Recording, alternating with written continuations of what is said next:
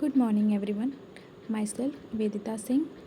आज मैं आपको बताऊंगी कि ट्रेडिशनल मीडिया क्या होता है। आज हम जानेंगे ट्रेडिशनल मीडिया क्या होते हैं, ट्रेडिशनल मीडिया के प्रकार, उसके प्रयोग क्या हैं, उसका महत्व क्या है, उसके लाभ और उसके कुछ हानियाँ। सबसे पहले हम जानेंगे पारंपरिक माध्यम क्या होते हैं। पारंपरिक माध्यम एक गैर इलेक्ट्रॉनिक माध्यम है जो हमारी संस्कृति के प्रमुख अंग के रूप में कार्य करते हैं और हमारी परंपरा को एक पीढ़ी से दूसरी पीढ़ी तक पहुंचाने में वाहन का काम करते हैं। पारंपरिक माध्यम हमारी सभ्यताओं, समताओं और संस्कृति को एक जनरेशन से एक पदवी से दूसरी पदवी तक लेके जाने में एक महत्वपूर्ण रोल अदा करता है। पारंपरिक मीडिया को अनेक स्थानों पर अनेक नामों से जाना जाता है। उदाहरण के लिए जन माध्यम या जनता का मीडिया, यह लोगों से जुड़ा हुआ होता है, इसलिए इसे जन माध्यम या जनता का मीडिया कहा जाता है। यह माध्यम मौखिक रूप से संगीत, दृश्य कला रूपों से नियोजित करने वाला संचार के रूप का प्रतिनिधित्व करता है। यह लोगों को उनकी संस्कृति, शैली, भाषण, संगीत और भावनाओं से जोड़ता है। पारंपरिक मीडिया में पत्रिकाएं, समाचार पत्र, रेडियो और टेलीविज़न आदि शामिल होते हैं। Types of traditional media. सबसे पहले जानेंगे लोक नृत्य। प्रत्येक क्षेत्र अपने लोक नृत्य के लिए जाने जाते हैं।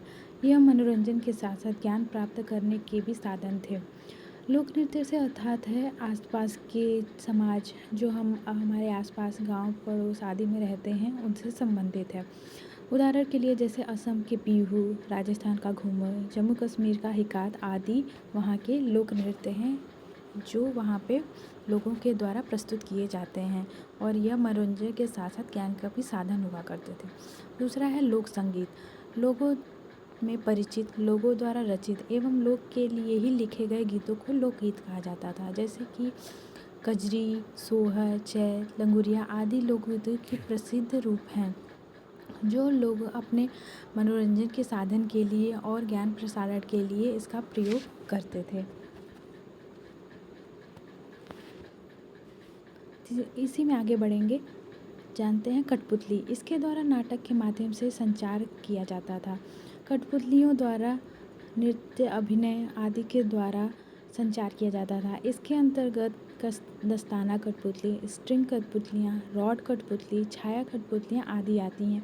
ये सभी कठपुतली के ही माध्यम होते थे। इसमें एक भूमिका अदा करके लोगों को जागरूक किया जाता था। दूसरा है समाचार पत्र। यह प्रिंट मीडिया के अंतर्गत आते हैं। वर्तमान समय में भी इसका बहुत महत्वपूर्ण है। इसके अंतर्गत खेल, ज्ञान, प्रौद्योगिकी, राष्ट्रीय, अंतर्राष्ट्रीय और मनोरंजन संबंधी सूचनाएं रहती हैं। समाचार पत्र एक व्यापक रूप से फैला हुआ माध्यम है जो संपूर्ण सुविधाजनक साधनों के साथ सब कुछ अपने अंतर्गत समाहित किए हुए है। नेक्स्ट वन है किताबें। पुराने समय में किताबें ज्ञान और जानकारी, मनोरंजन का मुख्य स्रोत हुआ करती थी। इसके द्वारा ही हम अपनी संस्कृति को समझते हैं। उदाहरण के लिए जैसे हमारे रामायण, महाभारत और अन्य काव्य जो हमें हमारी संस्कृति से जोड़े रखते हैं, उनको हम इन्हीं किताबों के माध्यम से ही जानते हैं। आगे है टेलीविज़न और रेडियो। टेलीविज़न की शुरुआत हमारे यहाँ भारत में 1995 में हुई थी। यह एक इलेक्ट्रॉनिक माध्यम है। इसमें देखने के साथ साथ चीज़ों को हम सुन भी सकते थे, जिससे यह इसके द्वारा दिए गए संदेश काफ़ी महत्वपूर्ण और प्रभावशाली हुआ करते थे। इसके माध्यम से सारे संदेश मनोरंजित, आकर्षित और प्रभावपूर्ण सिद्ध हुआ करते थे। रेडियो, ये एक पारंपरिक माध्यम होने के साथ साथ इलेक्ट्रॉनिक मीडिया भी है। रेडियो स्टेशन श्रोताओं को एयरवेव्स के माध्यम से ऑडियो प्रोग्रामिंग द्वारा प्रसारित करते थे। इसमें श्रोता संदेश को अपने श्रव्य इंद्रियों द्वारा सुनते और समझने का प्रयास करते थे। पारंपरिक माध्यम का उपयोग। इसका उपयोग संवेदनशील स्वास्थ्य संबंधी समस्याओं के विचार विमर्श में किया जाता था। पर्यावरण संबंधी जागरूक फैलाने के लिए और ऊर्जा के सीमित स्रोतों को उचित उपयोग करने के लिए प्रयोग किया जाता था। लोगों को उत्साहित और जागरूक करने के लिए इसका प्रयोग किया जाता था ताकि वह एक लक्ष्य निर्धारित कर अपना कार्य कर सके। एक टारगेट ग्रुप को आसानी से पारंपरिक माध्यमों द्वारा लक्षित करके उनका निराकरण किया जा सकता था। इसके द्वारा संवेदनशील लोगों को जागरूक किया जाता था जिससे उनकी भावनाओं को आहत न पहुँचे। Role of traditional media in culture. पारंपरिक मीडिया का अर्थ उन माध्यमों से है जिनके माध्यम से सांस्कृतिक विशेषताएं पीढ़ी दर पीढ़ी आगे बढ़ती हैं। लोक माध्यम लोगों के हृदय से अत्यंत निकट होने के कारण उनकी आत्मीयता को ध्यान में रखते हुए ग्रामीण समाज में संचार के शक्तिशाली साधन सिद्ध होते हैं।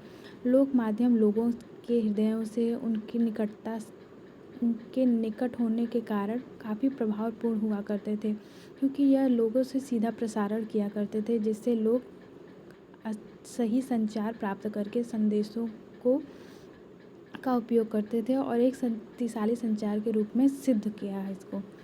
लोक मीडिया का सबसे महत्वपूर्ण लाभ दैनिक जीवन में इसका लचीलापन है और इसे दीवारों पे चित्रों द्वारा, कठपुतली शो द्वारा, लोकगीतों, नृत्यों, नाटकों, मेलों, त्योहारों, मुनादी, बाइस्कोप, मुहावरों, लोकोक्तियों, कलाओं, पारंपरिक लोक कला में पेश किया जाता है। इसके अन्य और भी माध्यम हैं जैसे पहेलियाँ, कहानी सुनाना, तमाशा, नौटंकी आदि इसके स्वरूप हैं। ट्रेडिशनल मीडिया को इन सभी माध्यमों के द्वारा दिखाने का ये तात्पर्य था जिससे हमारा संदेश मनोरंजित, आकर्षित और प्रभावपूर्ण हो सके। पारंपरिक मीडिया जनता को सबसे ज़्यादा आकर्षित करता था। इसमें लाखों निरक्षर लोगों की गहरी भावनाओं को छूने का गुण था। इसमें संदेश को प्रदर्शित किया जाता था जिससे निरक्षर लोग भी इससे पूर्ण रूप से जुड़कर अपनी भावनाओं को व्यक्त कर सकते थे और अपने क्षमता अनुसार कार्य को प्रदर्शित करते थे। अनौपचारिक शिक्षा, धार्मिक प्रचार, ग्रामीण विकास आदि में शिक्षा का सबसे अच्छा और सबसे अधिक इस्तेमाल किए जाने वाला तरीका था। अनौपचारिक अर्थ से शिक्षा है ऐसी शिक्षा जिससे के लिए कोई स्कूल, विद्यालय, यूनिवर्सिटी आदि की आवश्यकता नहीं होती है। यह एक जन माध्यम द्वारा जन संस्कार के द्वारा लोगों को शिक्षित किया जाता था। इससे धार्मिक प्रचार प्रसार भी आसानी से किया जाता था। ग्रामीण विकास में इसका एक महत्वपूर्ण स्थान है क्योंकि यह लोगों के द्वारा लोगों के कल्याण के लिए ही माध्यम उपयोग किया जाता था, इसलिए यह तरीका काफ़ी इस्तेमाल में लिया जाता था। इसके कुछ लाभ। पारंपरिक मीडिया का सबसे व्यापक रूप से इस्तेमाल किया जाने वाला और सस्ता माध्यम है। इसका उदाहरण हम समाचार पत्र के रूप में ले सकते हैं जो एक अंतर्राष्ट्रीय राष्ट्रीय स्तर पर फैला हुआ है जो हमें संदेश संचार प्रदान करता है। पारंपरिक मीडिया सेवा प्रदाताओं के लिए सस्ता है क्योंकि मीडिया के इन स्वरूपों में बहुत कम मार्जिन अर्जित किया जाता है। पारंपरिक मीडिया सेवा प्रदाता से अर्थ है वह कम लागत में अधिक से अधिक संदेश को प्रसारित कर पाते थे। इस पारंपरिक मीडिया अभी भी देशों के अधिकांश हिस्सों में उपलब्ध है और इसे लगभग हर कोई वहन कर सकता है। पारंपरिक मीडिया कम खर्च में होने वाला एक उपलब्ध साधन था जो हर कोई अपने अनुसार वहन कर सकता था। पारंपरिक मीडिया का एक ग्राहक भी होता है जो वफादार होता है और इन मीडिया के प्रति बहुत सकारात्मक प्रतिक्रिया होती है। डिसएडवांटेज। पारंपरिक मीडिया संचार का अत्यधिक खर्चीला माध्यम है क्योंकि इसमें नाटक को प्रदर्शित करने के लिए अभिनय, वस्त्र आदि एक स्थान से दूसरे स्थान पर जाने के लिए अधिक लागत की आवश्यकता होती थी। इसका क्षेत्र सीमित होता था, यह सबके संपर्क में नहीं आ पाता। इसका क्षेत्र सीमित होने का अर्थात असम की बिहू हमारे यहाँ उत्तर प्रदेश में नहीं फैला क्योंकि वहाँ तक ही सीमित रह गया क्योंकि यह पारंपरिक माध्यम कुछ जगहों तक ही सीमित होते थे, उस लोकल एरिया तक ही सीमित रह गए। इसमें एक तरफा संचार होता है। एक तरफा संचार से तात्पर्य है इसमें सिर्फ प्रदर्शन ही किया जाता था, लोगों से प्रतिपुष्टि नहीं ली जाती थी। इसमें किसी भी प्रकार का कोई भी बातचीत या संवाद नहीं होता था। इसका मापन करना भी बहुत कठिन होता था। इसमें बातचीत और संवाद नहीं होता था जिसकी वजह से इसका मेजरमेंट कर या फिर मापन करना या फिर प्रतिपुष्टि प्राप्त किए बिना आकलन करना बहुत कठिन होता था। संदेश तुरंत समाप्त हो जाता था और इसके परिणाम बहुत देर से प्राप्त होते थे। संदेश बहुत जल्दी समाप्त हो जाने से अर्थात है जितने देर लोग नाटक देखते हैं या फिर न्यूज़पेपर में भी रोज़ रोज़ नई नई समाचार आते हैं, जिसकी वजह से उनका परिणाम प्राप्त करने में काफ़ी देर होती थी। इसमें नियंत्रण की कमी और अधिक समय लगता था। Thank you.